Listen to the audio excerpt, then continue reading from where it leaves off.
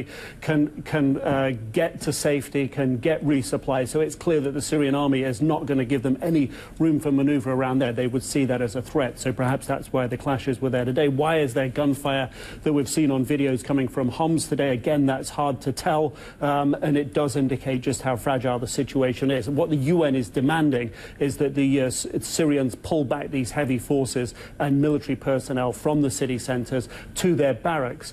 I think what the national newspaper has highlighted there, the possibility of radicals undermining any kind of ceasefire, is a possibility. We heard from a jihadist group yesterday, one that claimed responsibility for a major suicide bombing that killed more than a dozen Syrian soldiers in Damascus earlier on in this year.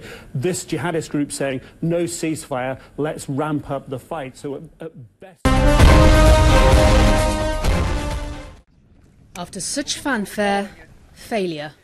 This North Korean rocket is now in pieces in the Yellow Sea, an international embarrassment to its new leader, and cause for concern that the Korean peninsula just became a more dangerous place. A Defence Ministry spokesman told reporters an additional missile launch and nuclear test is highly probable, and for internal political reasons, a military provocation is also likely.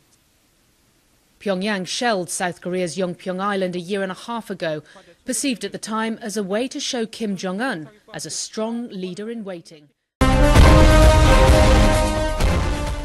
Arthur Pulitzer-Prize winning columnist for the New York Times. Welcome. Good to be here. We'll talk about North Korea and Iran in a moment, but first, you watch American politics pretty closely. How do you size up what this is and what it says about the campaign and the way American politics work? Well, Charlie, it strikes me this is our latest example of false indignation of, oh my God, you know, what did, Hillary Rosen say today about women? I think what you're seeing here, it's not that there was an important point, but when you have a close race like this, that is so close. You need every vote, particularly if you're in Romney's case, 19 points behind on women. You're going to seize on anything. I think everyone knows the point Hillary Rosen was trying to make, but this was a chance to jump on it, use it as a wedge issue, get some more votes. It's going to be like this, I think, every day. You see this as both an important race, but also a close race. It's hugely important, but it's the way it's being fought now. Both guys are looking for 50.00001% to win. Nobody's going big here. This is going to be about these little issues, unfortunately. Let me turn to North Korea. So what does North Korea do now, first of all? And secondly, is the United States forced to simply deny the food and aid? North Korea, I mean, how long are they going to go with this gig, Charlie? This is looking for dignity in all the wrong places. Looking for dignity by trying to build a nuclear, delivery system. And look what happens. The thing lands up in the ocean, At some point, they've got to stop this blackmail, I'm going to hold my breath till you turn blue. Guess what? We're not going to turn blue. You're going to turn blue. Your people are starving. All right? So how long is this gig going to go on? We're in the third generation of Kim Jong, whoever. And I think they're the grandson of the founder. Right. I mean, it's just at some point, you just hope that there'll be an internal discussion there where they grow up, knock it off, and start relating to the world and their own people in a realistic way. مشهد لا تخطئه العين في كل أنحاء تيمبكتو هذه الأيام. رحيل جماعي للسكان أفرادا وعائلات، بل ومجموعات عرقية كاملة يغادرون مواطن الأجداد في هذه المدينة التاريخية.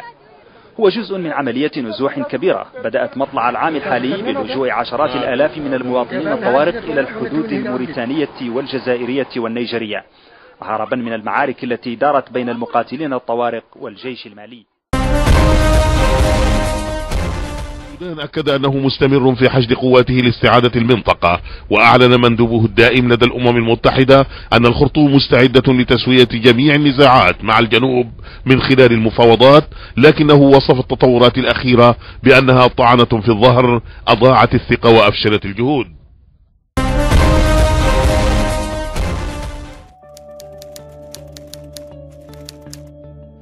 Sarkozy is in trouble for a series of complex reasons. I think part of it is Sarkozy has never really been that popular in France. He's not seen as very French.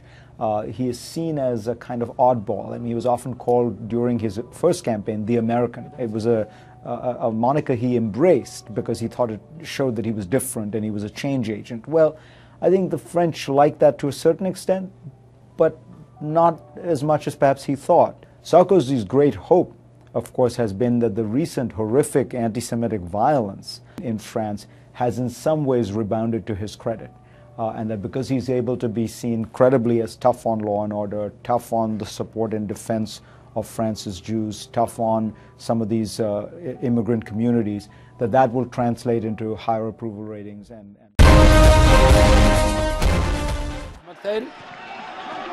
يلا يا احمد حسن، يلا عميد، يلا عميد، يلعبها على طول تاني لاحمد المحمدي. احمد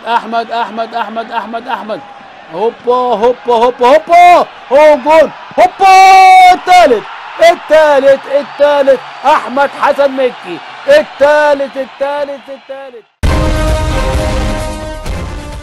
And fans from across North America lined the bleachers for the premiere of the newly remastered musical film that made Liza Minnelli a star and an Oscar winner as the kickoff to the Turner Classic Movie Channel's annual film festival.